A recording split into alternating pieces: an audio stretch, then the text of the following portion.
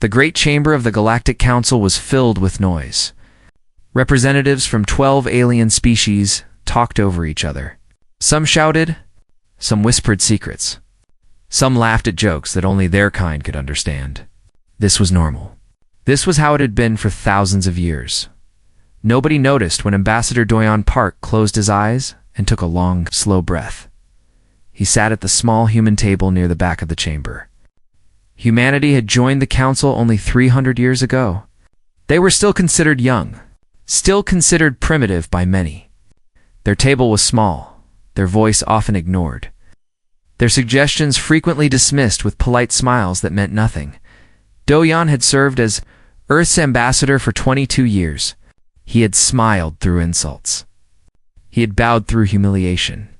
He had watched his people give everything to this galaxy and received nothing but condescension in return.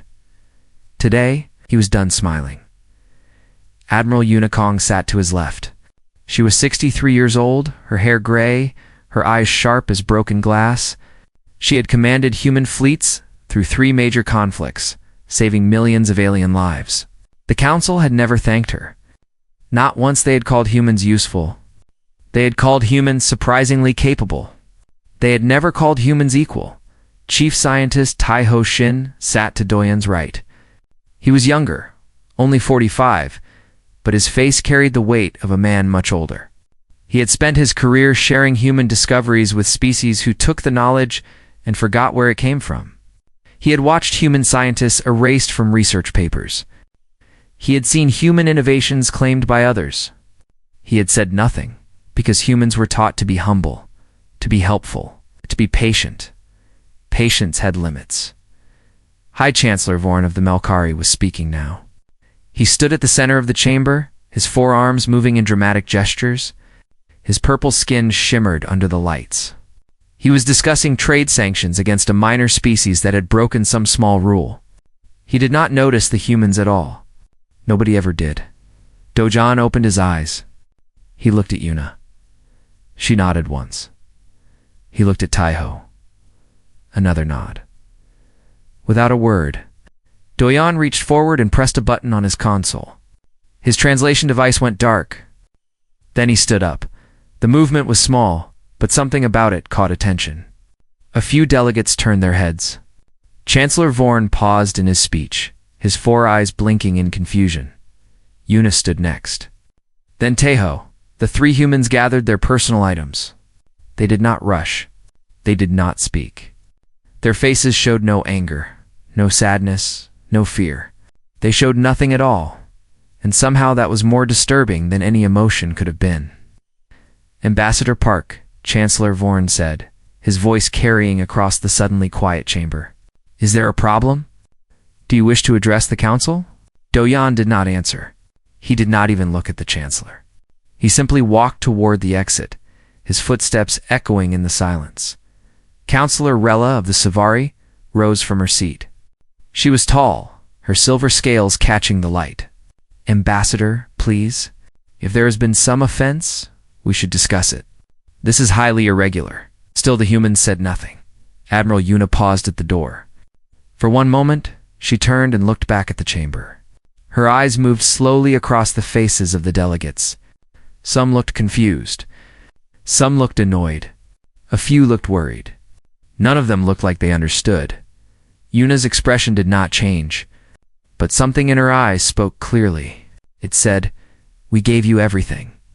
You gave us nothing. And now we are done." Then she turned and walked through the door. It closed behind her with a soft sound. The chamber erupted in noise. Delegates shouted questions at each other. Chancellor Vorn demanded that someone explain what was happening. Counselor Thren of the Orvani suggested that humans were simply being emotional, as they often were. Someone laughed nervously. Within the hour, the first reports came in. Human ships were leaving. Every human vessel in council space was firing its engines and heading for the border. Mining stations that humans had built and operated were going dark. Research outposts were transmitting final data packets and sealing their doors. Trade ships were recalling their crews from alien ports. Chancellor Vorn ordered communication with the human homeworld. The response came quickly. It was not words. It was simply a set of coordinates where any non-human visitors in human space could be safely returned, followed by complete silence. "They will come back," Counselor Thren said confidently. "This is a tantrum. They want attention. They want us to chase them and apologize for whatever small thing has upset them. In a week, they will send demands." Others agreed. Humans were emotional creatures. Everyone knew that. They cried at art. They laughed too loudly. They formed attachments to easily. Surely this was just another example of their famous sensitivity. Days passed. No demands came. Weeks passed. Human space remained silent. The border between human territory and council space became a wall of quiet. No ships crossed it. No messages passed through. Human networks went dark. Human satellites stopped transmitting. It was as if an entire civilization had simply closed its eyes and stopped listening. Chancellor Vorn sent official inquiries. They were not answered. Counselor Rella sent personal messages to human diplomats she had known for decades. Nothing. Even Counselor Thren, who had laughed at human emotions, began to feel something cold growing in his chest. He could not name it. He had never felt it before. But deep down, in a place he did not want to examine, he was beginning to understand. The humans had not left in anger. Anger could be reasoned with. Anger burned hot and then cooled. Anger wanted to be heard. This was something else. This was quiet. This was complete. This was a door closing with soft finality. The humans had not slammed the door. They had simply walked through it and locked it behind them. And the galaxy was only beginning to understand what that meant. 3 months after the humans left, the first crisis began. It started on a Melkari medical station orbiting a distant moon. The life support systems began to fail. Filters that cleaned the air stopped working properly. Temperature controls became unstable. The station's chief engineer, a Melkari named Vorik, spent 3 days trying to fix the problem before he finally admitted defeat. He sent a report to Chancellor Vorn. The message was short and filled with fear. The systems had been redesigned 20 years ago by a human engineer named Sujin Lee. She had improved them beyond anything the Melkari could have created. Her designs were brilliant, elegant, and completely beyond Melkari understanding. She had offered to train local engineers, but the Melkari had refused. They did not want to admit they needed human help. Now Sujin Lee was gone. Her knowledge was gone, and the station was dying. Chancellor Vorn sent emergency messages to human space, begging for technical assistance. The messages bounced back unanswered. He sent ships to the border, hoping to find someone willing to talk. The ships found nothing but empty space and silence. The medical station was evacuated. 300 patients were moved to other facilities. 12 could not survive the journey. They died in transit. This was only the beginning. The Thellery Consortium was the largest trading network in the galaxy. Their ships carried goods between 100 worlds. Their economy was the backbone of galactic commerce, and 60% of their interstellar navigation relied on human pilots. Hyperspace travel was dangerous. The paths between stars were filled with probability storms, gravity wells, and quantum fluctuations that could tear a ship apart. Most species use computer systems to calculate safe routes. These systems were slow, cautious, and often wrong. Humans were different. A human navigator named Heijan Cho had discovered something remarkable decades ago. Human intuition, that strange ability to feel the right answer without knowing why, worked in hyperspace. Human pilots could sense safe paths through chaos that computers could not predict. They made decisions in seconds that would take machines hours. Heijan had trained hundreds of Thelari pilots. He had tried to teach them his methods, but his gift was not something that could be learned. It was something humans simply were. Now Heijan was gone, and the Thellery trade network began to collapse. Ships that once made 3 runs a month now made 1. Captains refused to enter certain hyperspace lanes without human navigators. Goods rotted in warehouses. Prices soared. On distant colony worlds, people began to go hungry. Counselor Rella of the Sievery called an emergency meeting. She stood before the assembled delegates and presented classified intelligence that had been hidden for centuries. What she revealed changed everything. Humanity had been quietly solving problems across the galaxy for as long as they had been part of the Council when the Orvani faced extinction from a genetic plague 70 years ago. Their scientists had publicly announced a cure. The galaxy celebrated Orvani genius. But the truth hidden in classified files was different. A human geneticist named Minji Han had engineered the cure. She had worked for 3 years without sleep, without pay, without recognition.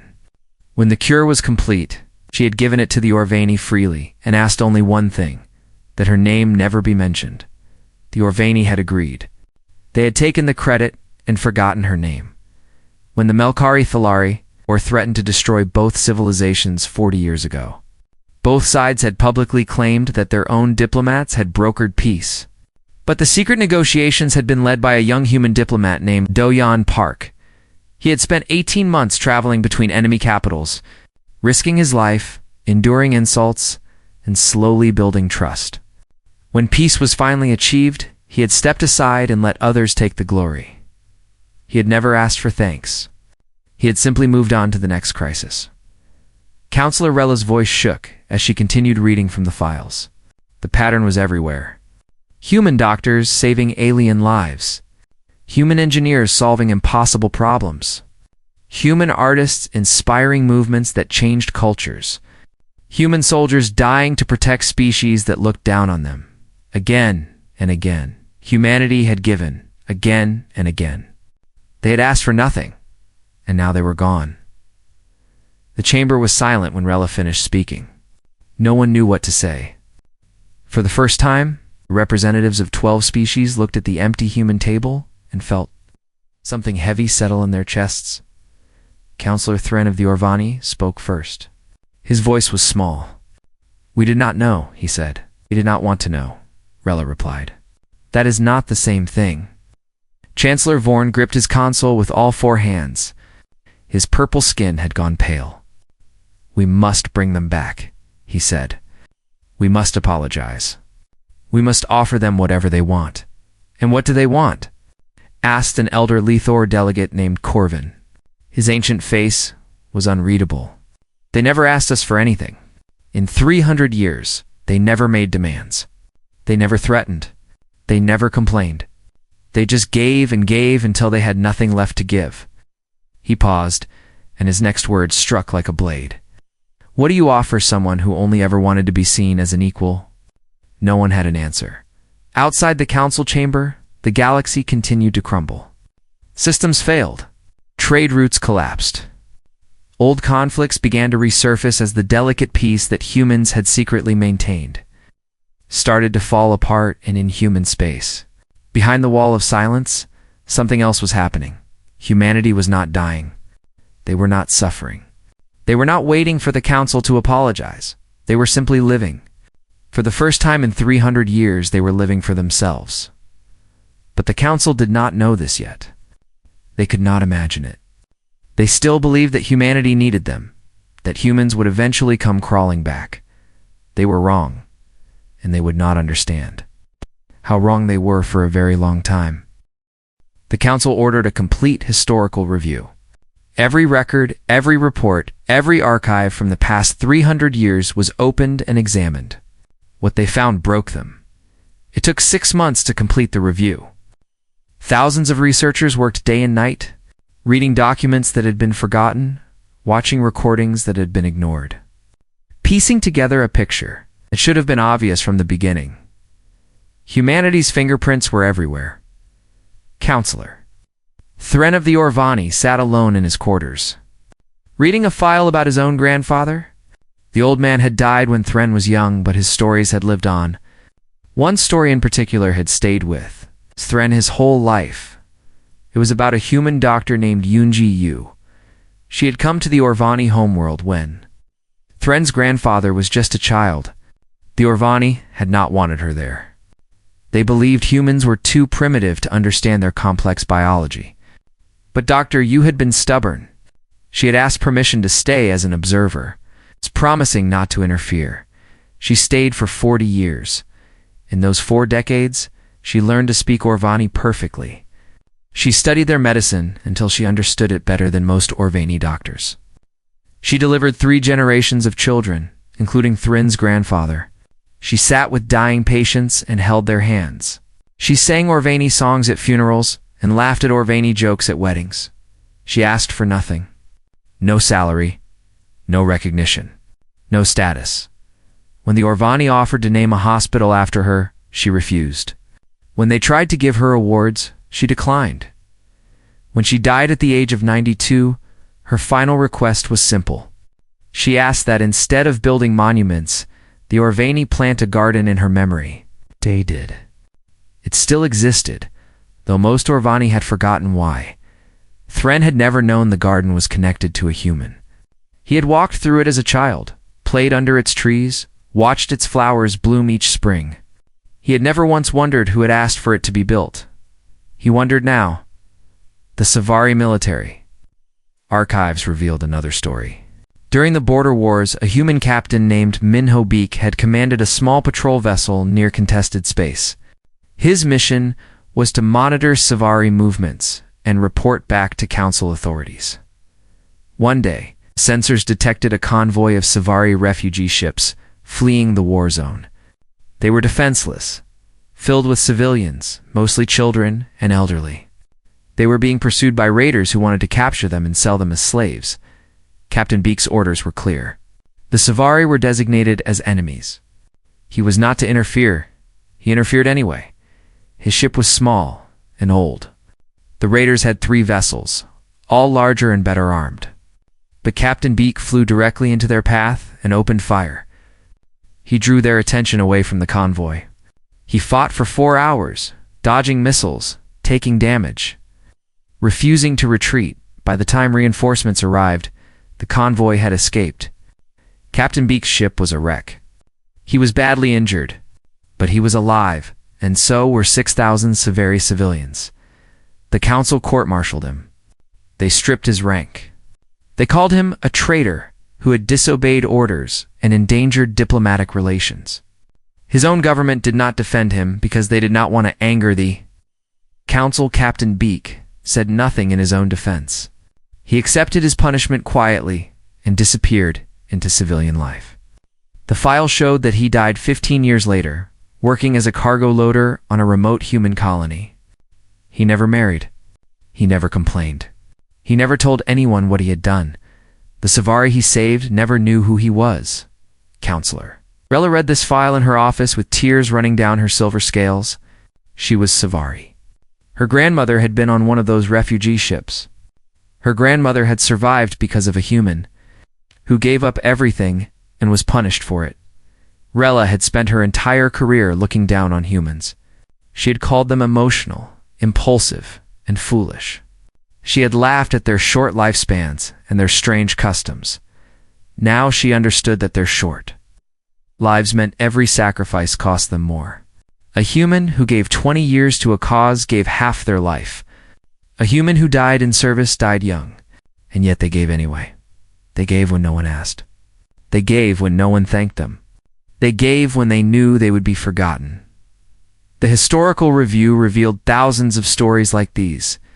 Human teachers who educated alien children. Human builders who constructed cities they would never live in. Human artists who created works that changed cultures and never signed their names. Human diplomats who prevented wars and watched others take credit. Each story was small. Each human was unremarkable by galactic standards. But together, they formed a picture so large, it was impossible to see until they were gone. Humanity had not come to the stars looking for power. They had come looking for family. They had found neighbors who saw them as servants, and they had served anyway. Hoping that someday their service would earn them love, it never did. The council met again after the review was complete. The atmosphere was different now. No one laughed. No one made jokes about emotional humans. The empty table, where the human delegation had once sat, seemed to fill the entire room. Chancellor Vorn spoke slowly. "We must go to them," he said. "We must tell them we understand now. We must beg them to return." Elder Corvin of the Lithari shook his head sadly. "Understanding is not the same as deserving," he said. "We understand what they gave. That does not mean we deserve to receive it again." But no one had a better idea. So the council began to prepare a delegation. They would go to human space. They would apologize. They would offer everything they had. They still believed that sorry would be enough. They were wrong. 1 year after the departure, the galaxy was falling apart. The Melkari and the Thelari were fighting again. Small border skirmishes had grown into open conflict. Ships burned in space. Soldiers died on distant moons. The peace that had held for 40 years was crumbling. No one could stop it. Without human mediators, negotiations failed before they started. Both sides arrived at every meeting convinced they were right and the other was wrong. They shouted. They threatened. They walked away. There was no patient voice asking quiet questions, finding common ground, building bridges word by word. That voice was gone now, and nothing had replaced it. The Orvani were facing a new plague. Their scientists worked desperately to find a cure, but they had forgotten how to innovate. For decades, they had relied on human researchers to do the difficult thinking. Now those researchers were gone, and the Orvani discovered that they had lost the ability to solve problems on their own. The sickness spread to 3 worlds before they contained it. Thousands died. In the old days, a human scientist would have helped them. Now there was no one. Trade continued to collapse. Food shortages appeared on worlds that had never known hunger. Technology broke down in ways no one could fix. And strangest of all, a kind of cultural emptiness spread across the galaxy. Music seemed less beautiful. Art seemed less meaningful. Stories seemed less important. It took months for anyone to realize why. Humanity had been the galaxy's storytellers. They had written songs that made alien species weep. They had painted pictures that captured emotions no other race could express. They had told stories that crossed all barriers of language and biology and made everyone who heard them feel connected. Now, those stories had stopped, and without them, the galaxy felt hollow. Chancellor Vorn convened an emergency summit. Representatives from all 12 species gathered in the Great Chamber. The mood was heavy. No one joked. No one argued about minor issues. Everyone understood that something fundamental had broken. "We must bring them back," Vorn said. His voice was tired. His purple skin had faded over the past year, as if the stress had drained the color from him. "We must admit our mistakes.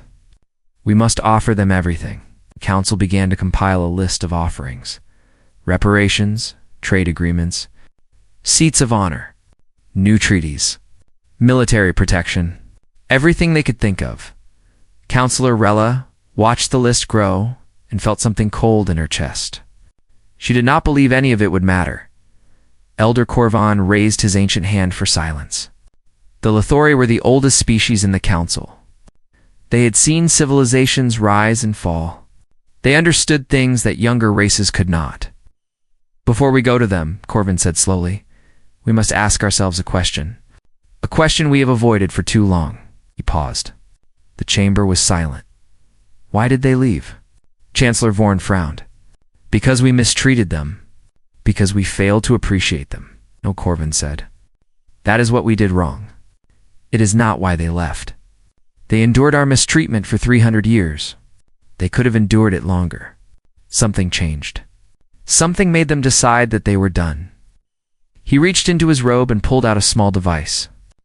Before the blackout, Ambassador Doyon Park transmitted one final message. It was sent to all council archives. We ignored it at the time. We dismissed it as human sentimentality. He activated the device. Ambassador Park's voice filled the chamber. The message was short. It was not angry. It was not demanding. It was simply sad. We came to the stars hoping to find family. We found neighbors who saw us as tools. We do not leave in anger. We leave because we finally love ourselves enough to stop begging for your love. May you find what you seek. We wish you well. The recording ended. Silence followed. Counselor Thren was the first to speak. His voice shook. "They do not hate us?" "No," Corvin said. That is what makes this so much worse. Hatred can be answered. Hatred can be negotiated with. Hatred wants something. But this, he gestured at the empty human table. This is not hatred. This is acceptance. Counselor Rella understood. They accepted that we would never change. They stopped hoping. And when hope died, they let us go. The chamber was quiet. No one knew what to say. Finally, Vorn stood. Then we must show them that we have changed. We must prove that we see them differently now. We will send a delegation to their border. We will wait as long as necessary. We will demonstrate through action that we understand what they gave us. It was the only option they had. So they prepared. The delegation took 2 years to assemble. The finest diplomats. The most valuable gifts. Messages of apology written in every human language. Cultural offerings. Scientific knowledge. Everything the council could gather. When the delegation finally launched, the entire galaxy watched. This was humanity's importance now proven beyond doubt. The greatest powers in the galaxy were sending their best to beg for forgiveness from a species they had once considered primitive. The journey to human space took 3 months. The delegation traveled slowly, broadcasting messages of peace with every passing hour. They carried no weapons. They made no threats. They came as humbled petitioners. When they finally reached the border of human territory, they stopped and waited. For 3 days, nothing happened. The silence was complete. Then a single human ship appeared. It was small and unarmed. It approached slowly, carefully, as if it had all the time in the universe. The delegation prepared their speeches. They rehearsed their apologies. They readied their gifts. They had no idea what was coming. They still believed that humanity had been waiting for this moment. They were about to discover how wrong they were. 10 years had passed since humanity left the council. The delegation waited at the border, hearts pounding, speeches prepared, gifts ready. The small human ship approached and docked with the main diplomatic vessel. The airlock opened. A young woman stepped through. She was perhaps 30 years old, with black hair cut short and eyes that held a quiet calm.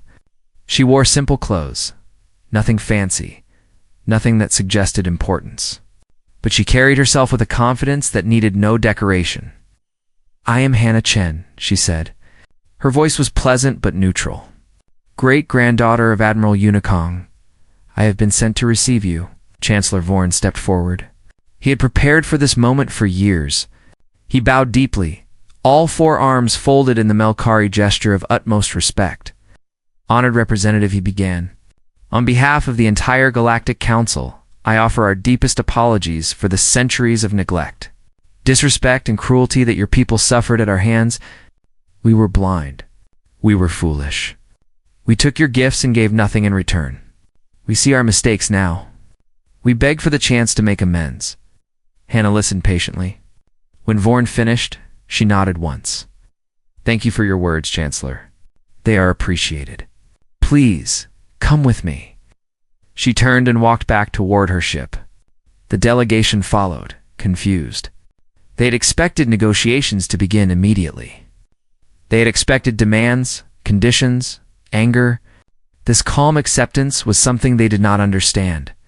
Hannah's ship carried them through the border and into human space. What they saw through the windows made them stop breathing. The galaxy knew that human space had gone silent. They had assumed the silence meant suffering. They had imagined humanity struggling, declining, desperately waiting for rescue. The truth was the opposite. Human worlds glowed with light. Cities stretched across continents in patterns of stunning beauty.